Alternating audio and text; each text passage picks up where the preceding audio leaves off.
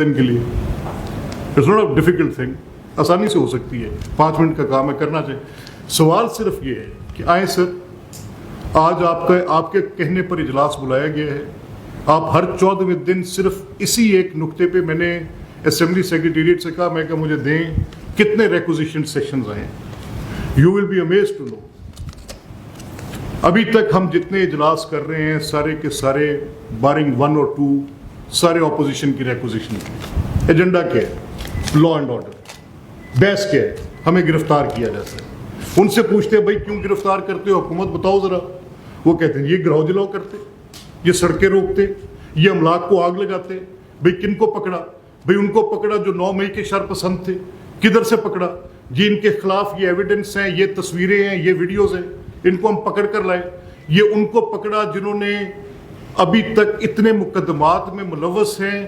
یہ ان میں وہ لوگ بھی شامل ہیں جو میاں والی کی سیشنز کورٹ پر حملہ کرنے والے تھے. وہ بتاتے ہیں کہ جن میں وہ لوگ بھی شامل ہیں جو عدالت کے اندر جتھا بن کر گئے, پیٹرول بم لے کر گئے, جا کے عدالت پر حملہ آور ہوئے. ان میں وہ لوگ بھی شامل ہیں جو بلوا کر کے بینکوں کی عمارتوں کو جلانے والے تھے. ان میں وہ لوگ بھی شامل ہیں جن کی ویڈیوز موجود ہیں, ہم نے ان کو نکالا ہے. ان کی وال آف شیمز بھی بنتی رہی ہیں, جو پاکستان کی حرمت پر جان قربان کرنے والے شہداء کے مجسموں کی بے حرمتی کرنے والے ہیں. ان سے ہم پوچھتے ہیں ان میں کون لوگ شامل ہیں, وہ کہتے ہیں جی ایئر بیس پر حملہ کرنے والے لوگ شامل ہیں. ہم ان سے پوچھتے ہیں چلیں یہ 9 مئی کا ایک معاملہ رہ گیا, اس کے بعد وہ کہتے ہیں جی وائلنٹ پروٹیسٹس, روڈ بلاکس آگے لگانا, بیلٹس کو جلانا, گرین بیلٹس کو جلانا, میٹرو بسز کی توڑ پھوڑ کرنا. تو what else is government for? حکومت کیا کرے؟ آپ ان کے اوپر انفورسمنٹ کرنا چاہتے ہیں تو بھائی اس کو آپ لیگل طریقے سے کر کے ان کو روکیں. اگر یہ شر پسند ہیں تو آپ ان کے اور ان کے اس احتجاج میں حق احتجاج کو اور شر پسندی کو بتائیں تو صحیح, کس مخمسے میں پھنس گئے ہم. میں تو اب ذہنی طور پہ پوچھنا چاہتا ہوں, میرا سوال ہے, اگر ان کا یہ آئینی حق ہے کہ یہ احتجاج کریں تو اس کی کچھ لمیٹیشنز کس نے مقرر کرنی ہے؟ کیا وہ ڈی سی کی میٹنگ اس چیز کے لیے کافی ہے؟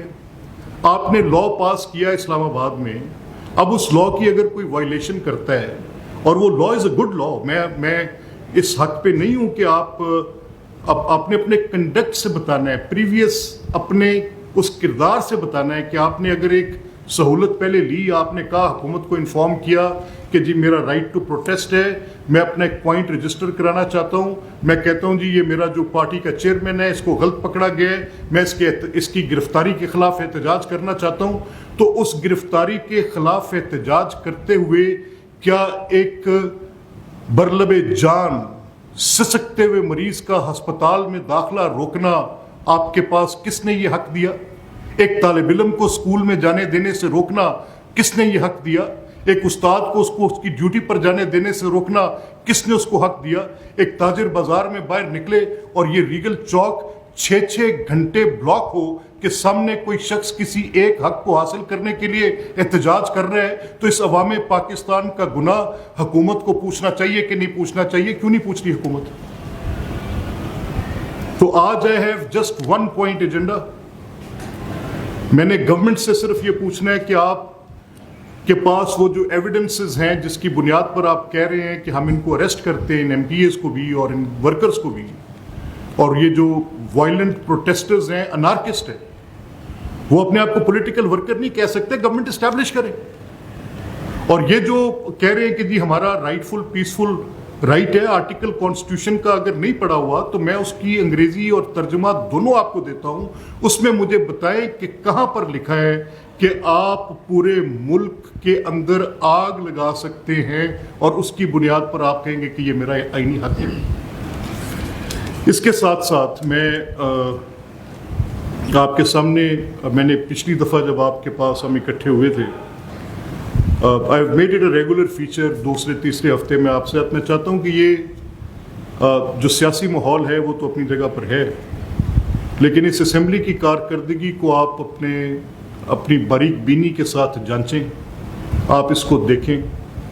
یہ آپ کا گھر ہے. یہ جتنا یہ اسمبلی ممبرز کی ہے, اسپیکر کی ہے, سیکرٹری یا سیکریٹریٹ کی ہے, उतनी ही ये इसको कवर करने वालों की भी है, ये आप इसका हिस्सा हैं, उतनी ही ये पंजाब के 12 करोड़ अवाम की भी है। इसमें उनके लिए बजट बनता है, इसमें उनके लिए कवानीन बनते हैं, इसमें गुर्बत के खात्मे की तदबीर करने की जगह है जो बदकिस्मती से मतरूक हो गई थी, शोर शराबे की नज़र हो गई थी। मुझे नहीं पता हमने क्यों इस चीज़ को होस्टेज किया।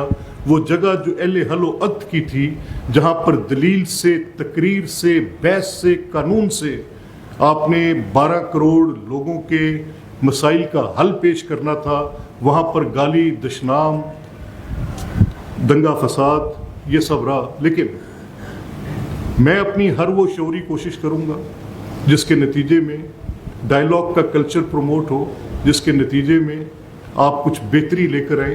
तो आपके सामने मैंने जो चंद इक़दामात किए उसके लिए मैं शुक्रगुजार हूँ। फर्स्टली चीफ मिनिस्टर पंजाब का एज लीडर ऑफ हाउस, और सेकेंडली इसमें अपोजिशन को भी मैं क्रेडिट देता हूँ कि उन्होंने इसमें कोई मुआवनत की, कोई रुकावट नहीं डाली।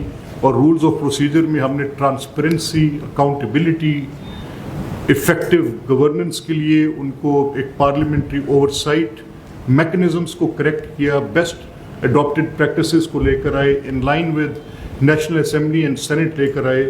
एंड इवेंचुअली मैं समझता हूँ कि आज मैं एक सुरखरू शख्स हूँ कि जिसने 15 साल से हुए कॉन्स्टिट्यूशनल कलेप्स को करेक्ट किया है।